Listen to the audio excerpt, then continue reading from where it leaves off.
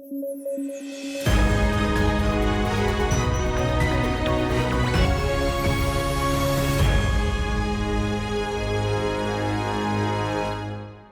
News at 9 programme में आपका स्वागत है। मैं हूं अमृत उपाध्याय। आइए खबरों की शुरुआत करें हेडलाइंस के साथ। आसियान का सालाना बैठक इंडोनेशिया में ईस्ट एशिया समिट में शामिल होने पहुंचे भारतीय प्रधानमंत्री। एक्ट ईस्ट पॉलिसी में आसियान को बताया अहम। Horizon Europe science research programme को रिज्वाइन करेगा यूके। रिसर्च एंड इनोवेशन में मिलती है फंडिंग। ब्रेग्जिट के बाद से बाहर था यूके। और चंद्रमा पर पहुंचने की रेस में जापान हुआ शामिल। मून स्नाइपर किया लॉन्च। पिन पॉइंट लैंडिंग का किया दावा। चलिए खबरों की शुरुआत करें। आसियान की 43वीं बैठक इंडोनेशिया के जकार्ता में आयोजित की जा रही है। इस मौके पर प्रधानमंत्री नरेंद्र मोदी 20वीं आसियान इंडिया समिट और 18वीं ईस्ट एशिया समिट में शामिल होने इंडोनेशिया पहुंचे हैं। इस मौके पर भारत ने तिमोर लेस्ते में एम्बेसी ओपन करने की घोषणा की है। गौरतलब है कि आसियान भारत की एक्ट ईस्ट पॉलिसी का एक अहम पिलर है। EAS यानी ईस्ट एशिया समिट रणनीतिक वार्ता के लिए इंडो पैसिफिक के सभी मुख्य देशों की प्रीमियर फोरम है। इसका गठन साल 2005 में हुआ था। इसका पहला सम्मेलन मलेशिया के कुआलालंपुर में हुआ था। EAS ने पूर्वी एशिया के भू राजनैतिक और रणनीतिक रूप से आगे बढ़ने में अहम भूमिका निभाई है। इसमें आसियान देशों के अलावा जापान, दक्षिण कोरिया, न्यूजीलैंड, ऑस्ट्रेलिया, USA, रूस और भारत शामिल हैं। भारत इसके संस्थापक सदस्यों में से एक है।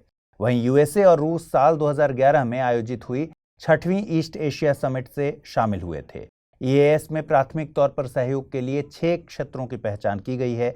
इनमें पर्यावरण और ऊर्जा, शिक्षा, वित्त, वैश्विक स्वास्थ्य के मुद्दे, पैंडेमिक डिजीज और प्राकृतिक आपदा प्रबंधन शामिल हैं। इस खबर की अहमियत को समझना हो तो साल 2015 में UPSC द्वारा पूछे गए सवाल पर गौर करिए। सवाल पूछा गया था, भारत निम्नलिखित में से किसका या फिर किनका सदस्य है? एशिया प्रशांत आर्थिक सहयोग, दक्षिण पूर्व एशियाई राष्ट्रों का संगठन यानी आसियान, पूर्वी एशिया शिखर सम्मेलन यानी ईस्ट एशिया समिट। नीचे दिए गए कूट का प्रयोग कर सही उत्तर चुनना था। केवल 1 और 2, केवल 3, 1, 2 और 3 या फिर भारत इनमें से किसी का भी सदस्य नहीं है। सही जवाब था इसका ऑप्शन बी यानी भारत ईस्ट एशिया समिट का सदस्य है।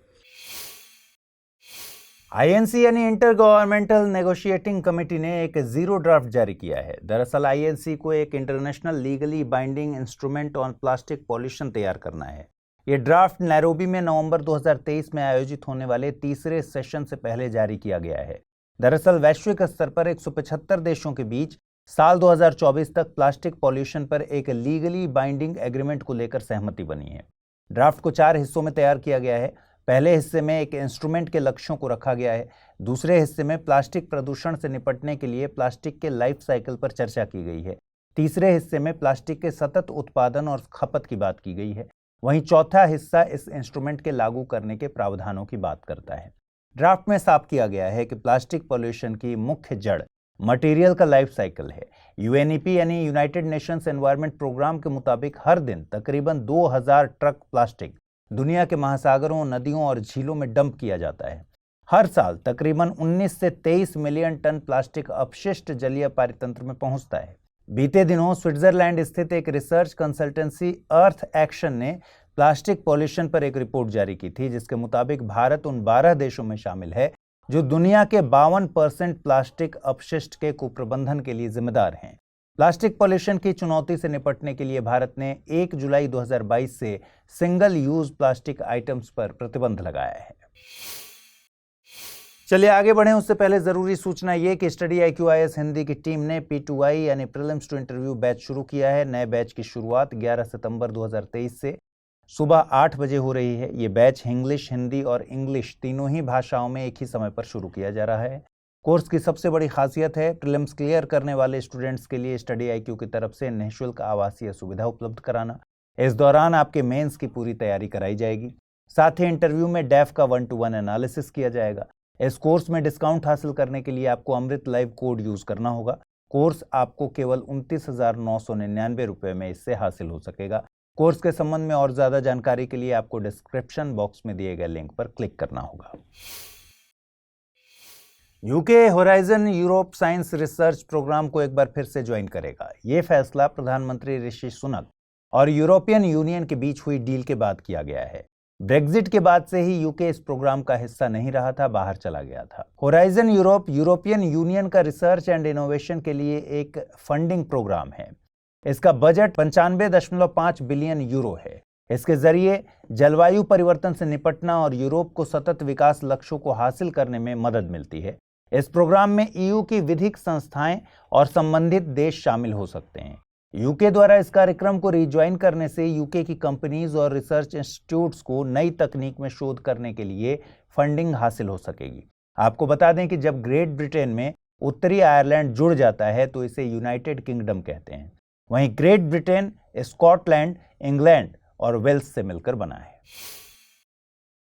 जाक्सा यानी जापान एरोस्पेस एक्सप्लोरेशन एजेंसी ने H2A रॉकेट के जरिए स्लिम यानी smart lander for investigating moon को लॉन्च किया है।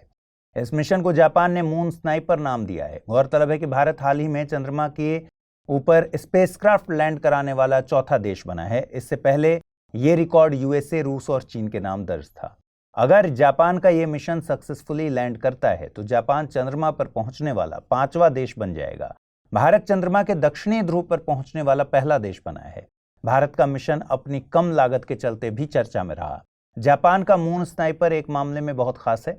दरअसल इस मिशन में चंद्रमा पर पिन पॉइंट लैंडिंग की जाएगी। चंद्रमा की सतह पर गुरुत्वाकर्षण पृथ्वी की तुलना में 1/6 है, इसलिए यहाँ पर स्पेसक्राफ्ट लैंड कराना वैसे ही मुश्किल होता है। वहीं जापान की स्पेस एजेंसी का दावा है कि उनका स्पेसक्राफ्ट टारगेट से महज 100 मीटर की दूरी पर उतरेगा। अभी तक चंद्रमा पर लैंड हुए स्पेसक्राफ्ट में इतनी सटीकता नहीं रही है। वे अपने टारगेट से काफी दूर लैंड करते हैं।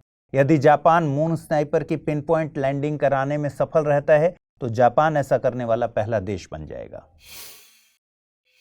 आइए जल्दी से देखें आज के रैपिड न्यूज में क्या है खास। मैक्सिको के सुप्रीम कोर्ट ने अबॉर्शन यानी गर्भपात को अपराध मानने वाले एक संघीय कानून को रद्द कर दिया है। मतलब ये कि इस देश ने गर्भपात को अब कानूनी मान्यता दे दी है। कोर्ट के मुताबिक गर्भपात की मनाही महिलाओं के मानवाधिकारों का उल्लंघन करती है। ब्राजील इस साल 50 मिलियन टन उत्पादन के साथ अमेरिका को पीछे छोड़कर दुनिया का शीर्ष मक्का निर्यातक बन जाएगा। हालांकि यूएसए मक्का उत्पादन में पहले नंबर पर बना रहेगा। मक्का उत्पादक देशों में भारत 7वें स्थान पर है। झारखंड में ट्रांसजेंडर समुदाय को आरक्षण देने का निर्णय लिया गया है। राज्य में अब उन्हें ओबीसी सूची के तहत आरक्षण मिलेगा। इसके अलावा हर महीने राज्य सरकार द्वारा 1000 रुपए की पेंशन राशि दी जाएगी, जिसके लिए उन्हें मेडिकल प्रमाण पत्र देना होगा। सुप्रीम कोर्ट ने केंद्र और राज्य सरकारों से जस्टिस अमिताभ राय कमेटी के रिपोर्ट पर विचार पेश करने को कहा है। प्रिजन रिफॉर्म पर बने इस समिति ने अपनी रिपोर्ट दिसंबर 2022 में सौंपी थी। आइए जल्दी से देखें आज के बुलेटिन पर आधारित क्या प्रश्न बन सकते हैं। पहला प्रश्न, होराइजन यूरोप संबंधित है। भारत और यूरोप के बीच कूटनीतिक संबंधों से, यूरोप की भू राजनीति से, विज्ञान के क्षेत्र में शोध को बढ़ावा देने के लिए फंडिंग से, या फिर ब्रेक्सिट के बाद यूके के साथ यूरोपियन यूनियन के राजनीतिक संबंधों से। अगला प्रश्न है, निम्नलिखित कथनों पर विचार कीजिए। मून स्नाइपर जापान का चंद्रमा से संबंधित मिशन है। मून स्नाइपर मिशन में पिन पॉइंट लैंडिंग की विशेषता है। वर्तमान में 4 देशों के पास चंद्रमा की सतह पर उतरने का रिकॉर्ड है। उपर्युक्त में से कितने कथन सही हैं? केवल 1, केवल 2, सभी 3 या फिर इनमें से कोई नहीं। आइए जल्दी से देखें पिछले बुलेटिन में मैंने आपसे क्या प्रश्न पूछे थे और उनके सही जवाब क्या हैं। पहला सवाल था, माया ट्रेन प्रोजेक्ट का संबंध किस देश से है? मैक्सिको, ब्राजील, इराक या फिर इटली? सही जवाब है विकल्प ए। अगला प्रश्न था, निम्नलिखित कथनों पर विचार कीजिए। ब्लैक सी ग्रेन डील में भारत मध्यस्थ की भूमिका में है। ओडेसा पोर्ट रूस में स्थित है। वाटर हाइसिंथ एक इन्वेसिव स्पीशीज है। उपर्युक्त में से कितने कथन सही हैं? केवल 1, केवल 2, सभी 3 या फिर इनमें से कोई नहीं। सही जवाब है विकल्प ए, यानी केवल एक ही कथन सही है। ब्लैक सी ग्रेन डील में भारत की भूमिका नहीं है। ओडेसा पोर्ट यूक्रेन में स्थित है। तो आज के इस बुलेटिन में फिलहाल इतना ही रखते हैं। कल रात 9 बजे आपसे फिर से मुलाकात होगी। अपना ख्याल रखिए, ठीक से पढ़ाई कीजिए। अगर आप इस बुलेटिन की PDF हासिल करना चाहते हैं तो अमृत उपाध्याय 007 टेलीग्राम चैनल है, जहां इसकी PDF रोजाना मिलती है। और आज जो मैंने सवाल पूछे हैं उनके जवाब जरूर कमेंट बॉक्स में दीजिएगा। नमस्कार।